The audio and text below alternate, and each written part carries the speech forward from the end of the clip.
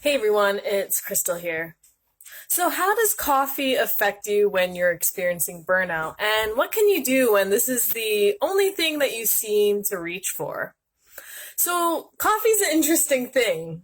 A lot of us drink it. And I mean, even myself, I love it. I need to have coffee the first moment I wake up, after I have lemon water, of course. But I always need a coffee to just get things going, start feeling good, get my day rolling on a good note. But there was a time in my life where I was working really hard.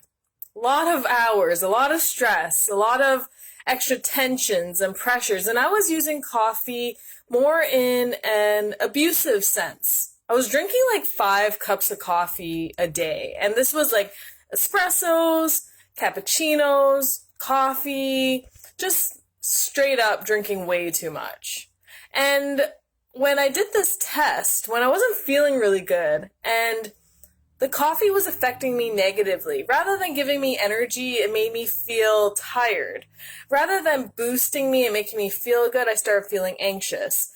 Instead of making me feel like I could conquer the world and I have all this to help me through it, I felt completely confused and almost like I was going down a tunnel of this irritating physiological feeling. Like it didn't feel good in my body. And I was starting to notice that, well, it didn't hit me on the onset, but I didn't think coffee was going to be the problem. I thought it was all these other things but coffee. But I did this test and it showed my stress levels and my levels within my body, and my cortisol was through the roof. And coffee was contributing to that. And of course, when it's through the roof, I was already having those physical signs of excessive sweating, shaking, trembling, nervousness all the time throughout my whole body, just uncomfortable sensations all the time.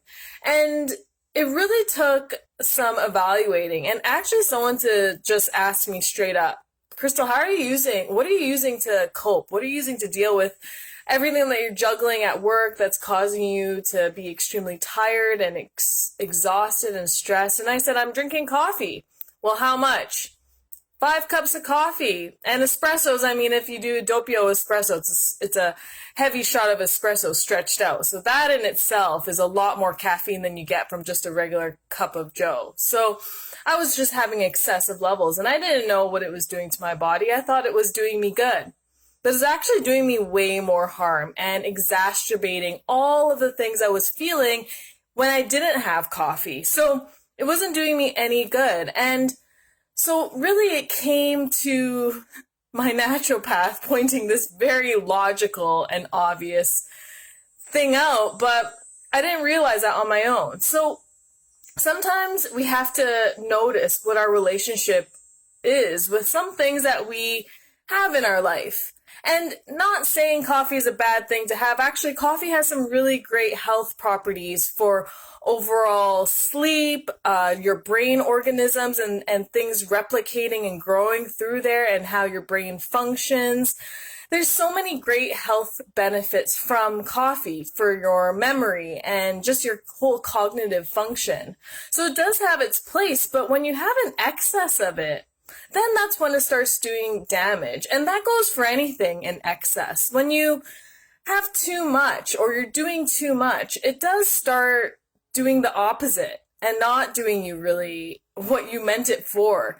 So bringing some awareness and really tuning in to what is too much, or if you can even deal with just a little bit, like noticing what it's doing to your body and bringing that attentive awareness to how it affects you, what starts changing. Maybe it's your mood. Maybe you're feeling these body sensations like I talk about.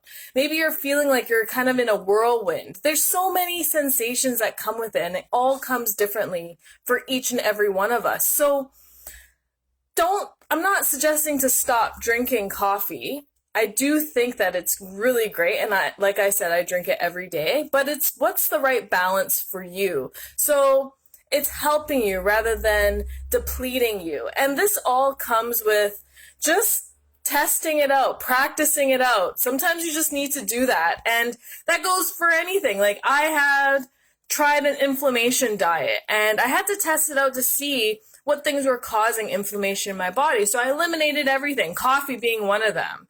And it was interesting because I went without coffee for like 30 days. And of course, the first day you hit a crash. It's really hard. Well, it's really hard here, but technically I was functioning and operating like normal. But it was just hard for me because that was a habit. That was something I felt like I needed to kickstart my day. But then as the days progressed, I was like, I actually don't need it. I don't crave it. Of course, the smell, the aroma makes you attracted to it, but I actually noticed I just didn't need it to still get that high that I was looking for in the start of my day to really boost me and kickstart me to do things. So at that point, I just realized I didn't need it. So I kicked coffee out of my diet for quite a long time, actually, and just actually reintroduced it within the last couple of years or so. So I had used tea to replace it, and I chose teas that I really liked. So English breakfast tea, which does have a caffeine base to it, matcha tea, which again has a different level of caffeine to it. So I found some replacements that helped suit my need for that boost in the morning. So I didn't need coffee anymore. And honestly, I did another test. Cortisol levels came down significantly and things started feeling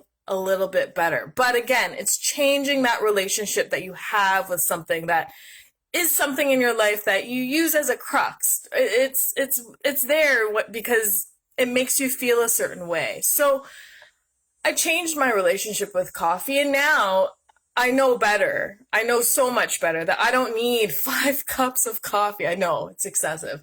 I don't need 5 cups of coffee each day. I need one really, really, really good one. And I have a great coffee machine that can do that. I use a Bialetti. Love that stovetop coffee.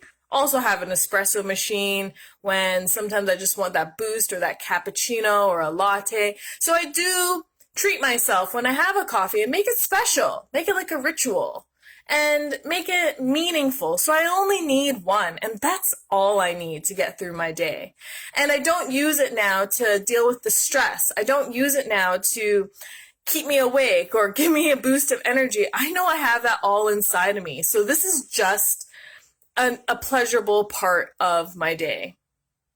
So just look at your relationship with these things, determine if it's helping you, if you can change it in some way, if it's not, and see really where it fits into your life. And if it doesn't fit, then find something else that does so you can keep yourself feeling optimal and feeling prime, especially when you're in burnout mode, because this is when you need all of your energy, all of your resources, and just to have a clear, concise mind to get you through burnout.